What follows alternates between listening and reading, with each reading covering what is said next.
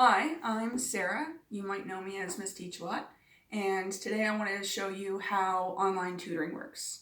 Some of you may have noticed that I offer online tutoring, but maybe you're a little bit reluctant to sign up because you don't know what it looks like. But before I show you what it looks like and how it works, we have to figure out if online tutoring is going to be good for your situation. So I tutor in person in Halifax, Nova Scotia, Canada. So if you don't live here, then you're not going to be able to meet me in person. So online tutoring might be good for you. Another reason you may need online tutoring, your schedule might conflict with mine. Maybe I already have the times booked that you needed, so we might need to meet online instead. Also, maybe you've had an injury or you have an illness, so you're not able to make it outside of the house, or maybe you have anxiety or some other condition where you're not able to meet in public. So there could be all kinds of different reasons. In the winter, if there's snowstorms, some of my regular students will meet with me online just so that they don't miss their appointment. So those are different situations when you might need online tutoring, but you also need to be the best kind of student for online tutoring. So you need to be able to meet with me on time. So if you don't have very good time management skills, then it might not be the best situation for you. Also, you need to have some organizational skills.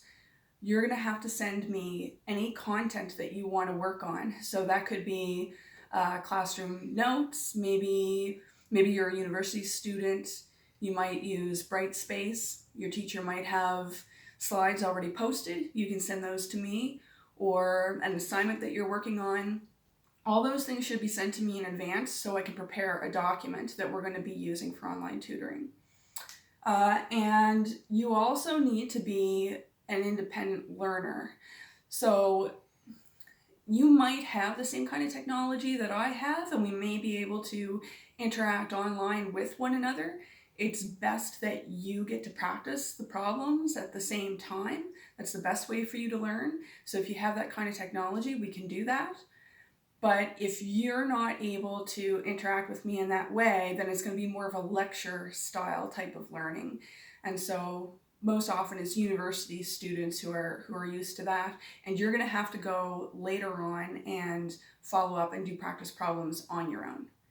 So if your situation, if you match those situations and your personality is of those types, then you're a good candidate for online tutoring. So the other thing is you're going to need the right equipment to be able to do the online tutoring. So you're going to need a computer with internet access. You'll need to sign up for Skype.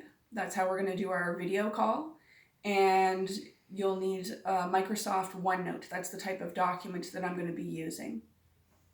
So now I can show you how, then we'll have to set up an appointment. We have to do that first before you can even see how the online tutoring works. So in order to make an appointment, you're first going to need to be on my mailing list. So you just send me an email, request to be placed on the mailing list. Weekly, I send out an email with my availability. So I typically end up tutoring online on Sundays, usually in the morning, or during snowstorms. I do online tutoring if the internet connection is good. There could be holidays might work out too. So you get on that mailing list, you're going to get that email, and then you request an appointment by email. Once your appointment's been confirmed, then, or once it's confirmed that it's available, you would pay me via email money transfer. That books your appointment. And then you're going to have to send me that content that I was telling you about. Anything that it is that you want to work on, anything that's going to help make the online tutoring more efficient. So I need some time to do that. So I'll make that document and then I send that to you. You'll get that in an email. And you'll want to open that before we meet online. So you're going to need a Skype account, and you're going to find me online. And I'll write out all this information, have that posted on my website as well. So I'm gonna tell you what my username is. You're gonna search for my username, and you're gonna add me to your contacts. Now you might want to see right here when you're looking at Skype. You're gonna find me, and I'm gonna be called Ms.Teachalot. Don't add this one. That's an old one I'm not using anymore. And you're probably going to have to interact with me, I think is how you're added now. You don't just say add this contact. So you might want to just send me a little wave, and then we can be connected with one another. So 15 minutes before our appointment, you should be booting up your computer, checking to make sure that your internet access is good and that Skype is working properly. You want to make sure that you do a video test call so that you know that your audio and your video are both working properly. Okay, so if all of that is working properly, then we can get in on the action. So I'm going to call my student, Patrick Murphy. So I'm going to click video call. We've turned off the video or the audio, sorry, so that you can't hear it. But over here, you can see he's getting a call.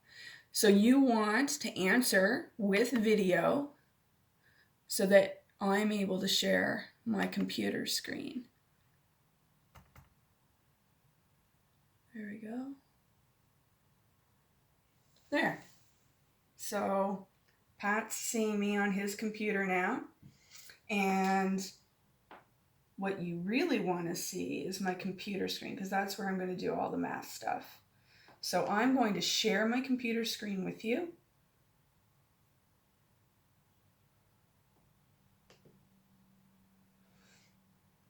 So you are going to receive this document, but when, oops, I just want to move this. Can we move that? Maybe not.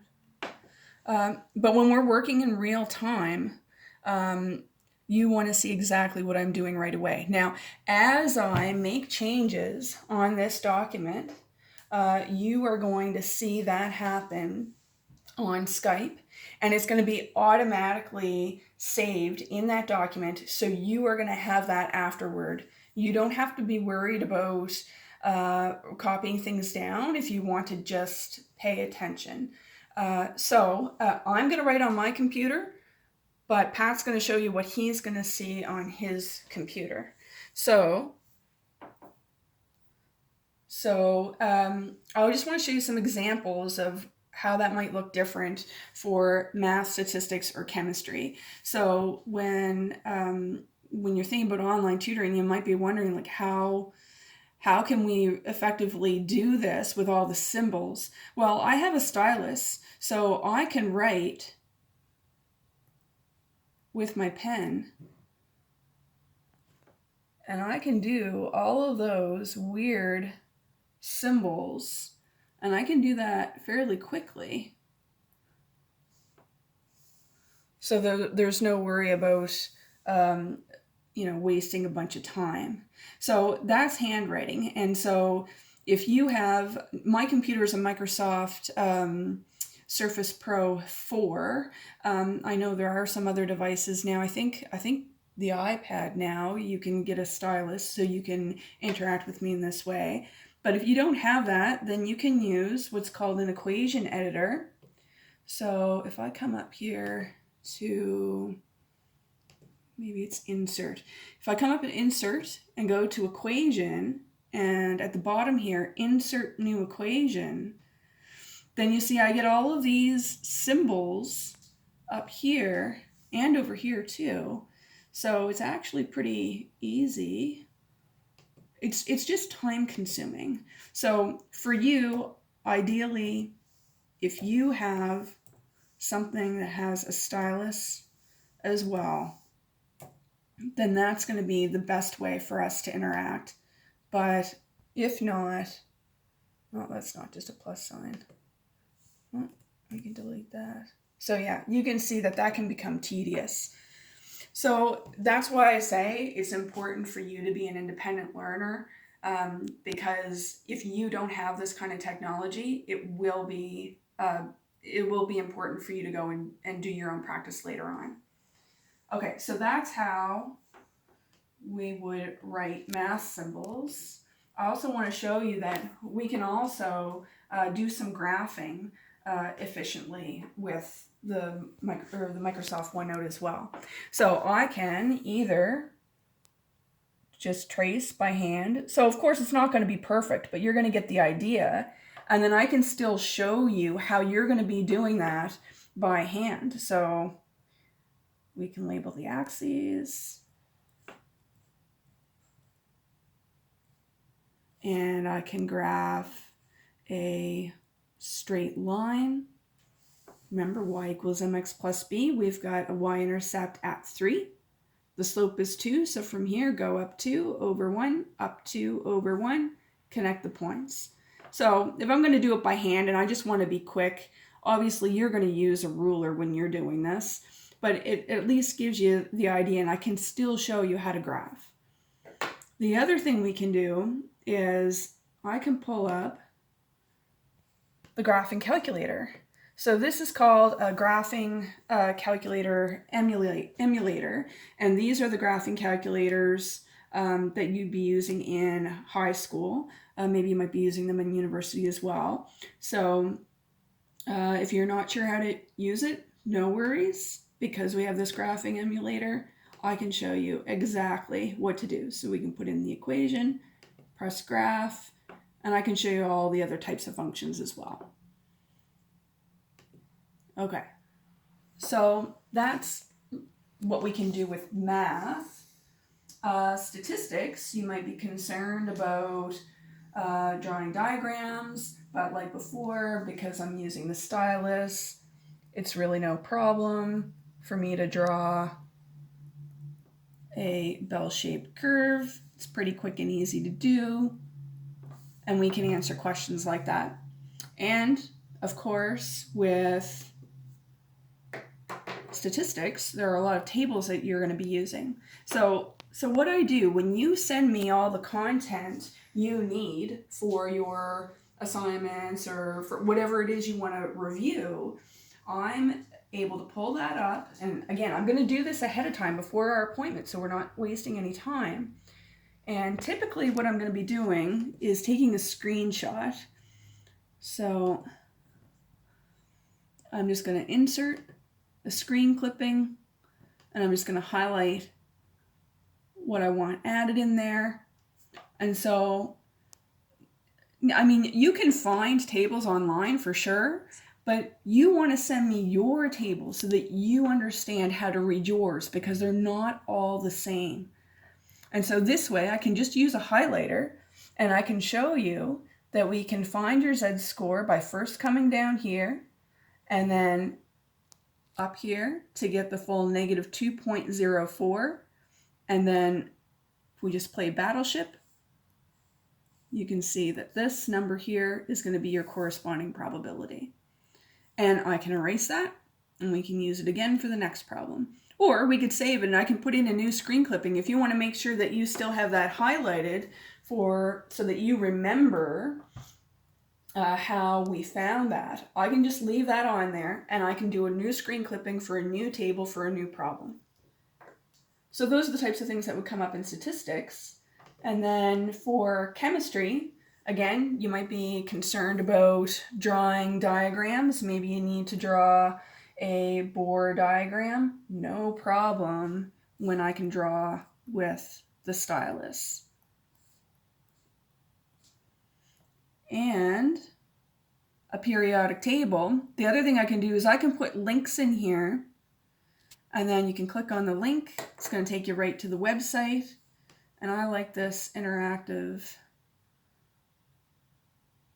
periodic table because I can just hover over the element that we need, and then it enlarges it so we can see the mass number clearly. So we can do that. Or, again, it's probably best for you if you send me the periodic table that you're using in class because you're most comfortable with it. I can do a screen clipping, put it right in here. Again, I can use a highlighter to highlight exactly what we need. You're also going to be using lots of tabulated values. And I know in high school you're given a data booklet. So I have an old, I'm not sure if it might not be exactly the one that you've been using in class. If you have a new one, send it to me ahead of time and then we can use it. Or I've got one here that we can use with some constants that are most commonly used. So those are some different examples of how we can use Microsoft OneNote to make online tutoring as most efficient as possible.